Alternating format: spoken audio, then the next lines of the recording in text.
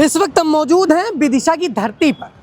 बता दें कि विदिशा आने का एक खास कारण है और वो है डॉक्टर मोहन यादव के और भारतीय जनता पार्टी के कहे जाने वाले बात।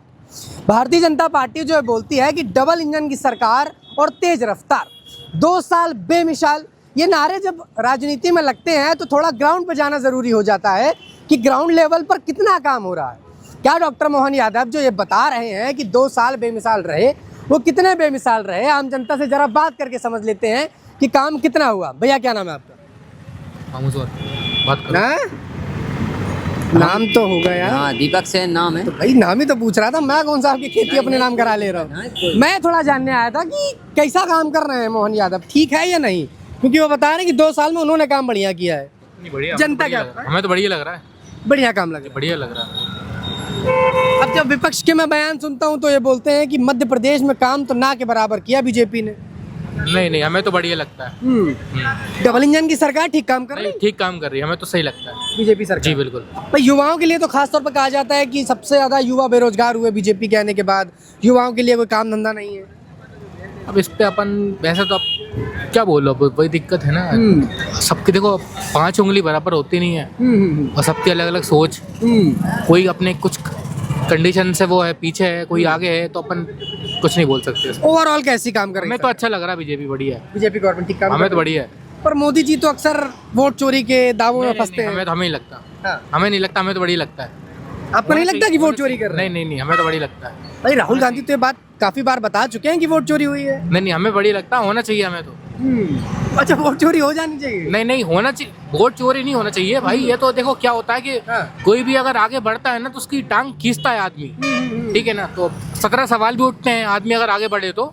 पर हमें तो भाई बहुत अच्छा लगता है। हमें तो लगता है कि भाई होना चाहिए बीजेपी होनी चाहिए, आगे भी होनी चाहिए। और अब राहुल गांधी से क्या उम्मीद रखते हैं? क्या राहुल गांधी एक युवा छवि के तौर पर जो खुद को रिप्रेजेंट करते हैं, आने वाले वक्त पर क्या प्रधानमंत्री तक पहुंच पाएंगे?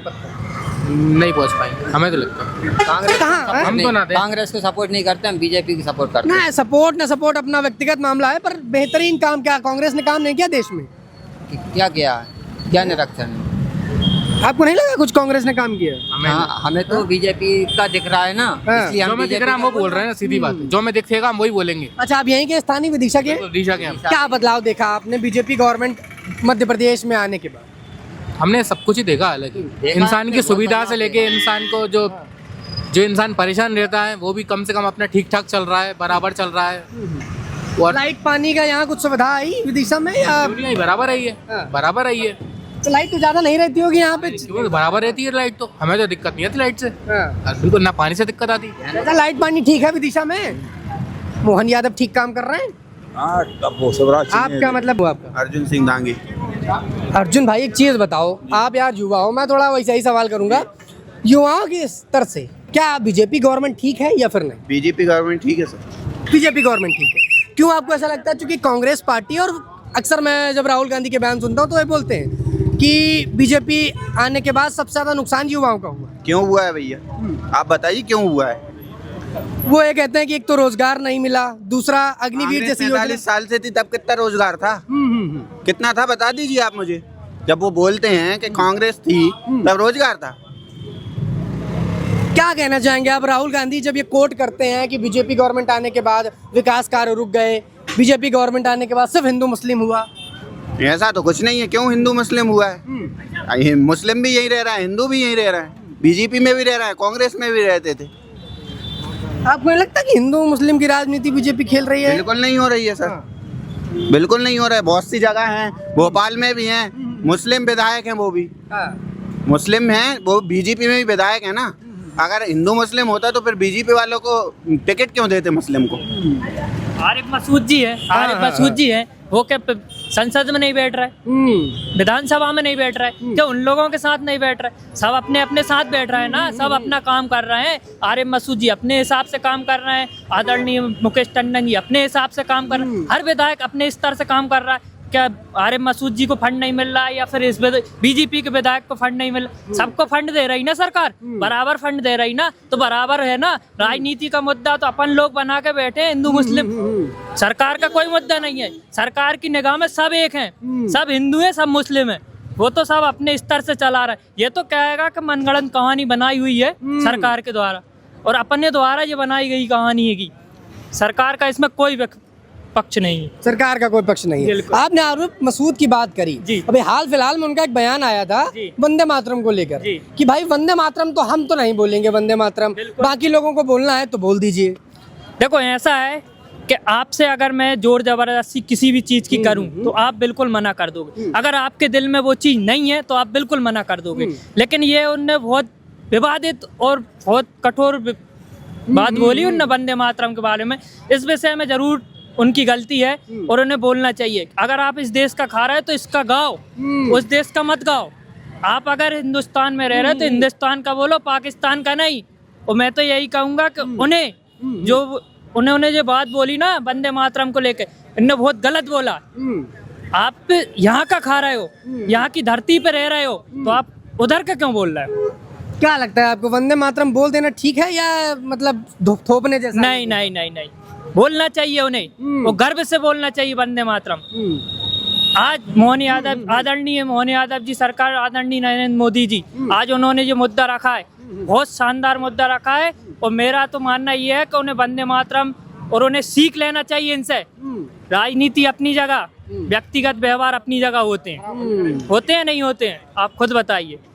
पर कई मौलाना, कई नेताओं के मैं बयान सुनता हूँ विपक्ष के, तो वो ये बोलते हैं कि भाई मर जाना पसंद करेंगे, वंदे मातरम बोलना पसंद नहीं करेंगे। नहीं नहीं नहीं, गलत है। ऐसे लोगों को तो देश से बाहर करना चाहिए। आप इधर का खा रहे थे, इधर का ही बोलो, नहीं बोलो। आप अगर अपने घर का खाओगे तो अपने घर का ही बोलोगे, किसी और का तो नहीं बोलोगे। अगर आपके पापा आपसे कुछ बोले तो आप मानोगे या नहीं मानोगे? आप तो खुद बताओ। जाहिर तौर पर भाई माननी तो पड़ेगी बात, मानना पड़ेगी ना। तो आपके वो भी, अब मैं बोलूंगा तभी विवादित बयान होते हैं। अरे आप खुल के बोलिए, कोई दिक्कत नहीं नहीं, नहीं, क्योंकि युवाओं की आवाज सदन तक पहुंचना बहुत जरूरी है। सदन तक पहुंचना भी चाहिए, हाँ। पहुंचना भी चाहिए, क्योंकि यहाँ का खा रहे हो तो यहीं का गाओ, उस देश का नहीं खा रहे ना। अगर आपको उस देश से अगर प्यार है तो आप बिल्कुल यहाँ की नागरिकता छोड़ो और वहाँ की नागरिकता अपनाओ और वहाँ रहो। हमें उससे कोई विवाद नहीं है। अच्छा एक चीज बताओ, SIR वाला मुद्दा कुछ जानकारी में है आप लोगों के? नहीं, SIR ये फॉर्म मिले हैं जो वोटर लिस्ट वगैरह के भरे जा रहे हैं। अगर आप यहाँ के हो तो यहाँ का दो। हाँ, बस परिचय वही दो। जानकारी ले रहे हैं वो लोग। बिल्कुल, बिल्कुल। तो भाई इससे में क्या लग रहा है, वोट ये SIR जब होता है तो आप क्या मानते हैं, सही है गलत सही है, सही है। पर विपक्ष तो कह रहा है गलत है, ये तो चुनावी राजनीति वाला माहौल है जीतने के लिए। आपके घर में आप 4 वोटर हैं, मानिए, आप 10 वोट क्यों डाल रहे हो? आपके 3-3 परिचय पत्र हैं, अलग अलग नाम से हैं, क्यों हैं? अगर फार्म SIR का भरोगे तो एक ही बचेगा ना। अपनी जनगणना के मुताबिक एग्जाम्पल दूं 19-20 का, तो अगर आप मानो तो जैसे अपनी जनसंख्या मान लो 100 है, ठीक है, आप 120 वोट कैसे डाल रहे हो? अगर SIR में फॉर्म भरोगे तो 100 ही बचेगा, 120 नहीं बचेगा। इसलिए आप SIR सही है और सरकार की ये पहल आज हुई है, या आज बहुत पहले होना थी, पहले होनी चाहिए। जी बिल्कुल। आपको नहीं लगता कि बीजेपी पार्टी जब कहीं चुनाव आते हैं तो इस तरह के मुद्दों से लोगों को भटकाने का काम करती है? बिल्कुल नहीं करती, हाँ। बिल्कुल नहीं करती। ये तो अपनी मनगढ़ंत कहानी बनाई हुई है। भाई ममता बनर्जी ने भी यही कहा कि जब चुनाव से पहले ही क्यों करवाने आते हैं, बाद में भी करवा सकते थे या और टाइम पहले करवाते, जैसे चुनाव आते हैं उसके कुछ दिन पहले आप शुरू कर देते हैं। वो इसलिए करते हैं ना कि आपकी मनगढ़ंत कहानी नहीं चल पाती ना। आपके जो फर्जी वोटर हैं वो नहीं चलेंगे ना। आपके जो फर्जी वोटर हैं वो कैसे चल जाएंगे फिर? क्या लग रहा है ये रोहिंग्या और ये जो अफगानिस्तान और ये जब बांग्लादेशी लोग हैं इधर आ गए, इनको भगाना जरूरी है? बिल्कुल, हाँ। बिल्कुल, क्योंकि आप यहाँ की नागरिकता अपनाओगे, कुछ दिन रहोगे यहाँ, फिर यहाँ का खाओगे, हम सब में मिलोगे और इसके बाद हम में ही बत्ती दोगे। समझ गए? एक आखिरी से अंतिम सवाल बताओ गुरु, डॉक्टर मोहन यादव का काम तुमको कैसा लग रहा है? ठीक कर रहे हैं? बिल्कुल सही करना है। आदरणीय मुख्यमंत्री जी से मैं बहुत बहुत धन्यवाद करूंगा कि उन्होंने ये पहल करी है। वो बहुत अपने हर काम में, चाहे लाडली बहना को लेकर कहो, चाहे आप किसानों को हित के लेकर कहो, उनने बहुत अच्छा करा है। और उनने ये करा है ना टोकन, टोकन जारी खाद के लिए, उनने बहुत अच्छा किया है। क्योंकि बड़े किसान 100 बोरी घर रख ले, छोटे किसान को 1 बोरी नहीं मिल रही। आज सबको बराबर तो मिल रही है। आज ये मुद्दा रखा है, ये पहले रखना था। आप भी किसानी वगैरह करते हैं? बिल्कुल करते हैं, बिल्कुल करते हैं। आप जो युवा हो के किसानी कर रहे हैं, मैं चाचा से बात कर रहा था, चाचा बोले स्थिति सबसे ज़्यादा ख़राब है, किसानों के लिए सबसे खराब स्थिति इस समय चल रही है। किसानों की स्थिति खराब कभी नहीं होती, किसानों की थोड़ा सा स्थिति इधर खराब आओ, नहीं इधर होती। हाँ। ठीक है, हाँ। कुछ क्या रहता है अपना ही रहता है। मैं भी एक किसान हूँ, मैं भी मान रहा हूँ। अच्छा, अब दो किसान हमारे साथ हैं, एक आप हैं जो काफी समय से खेती देख रहे हैं और एक युवा किसान है। अब अंतर समझाइए जरा किसानी मेरी में क्या बात सुनो, अंतर? आज मक्का का समर्थन मूल्य मालूम है कितना है? बिल्कुल नहीं है। और आज मक्का मंडी में बिक रही है 500, 600, 700, 800 है।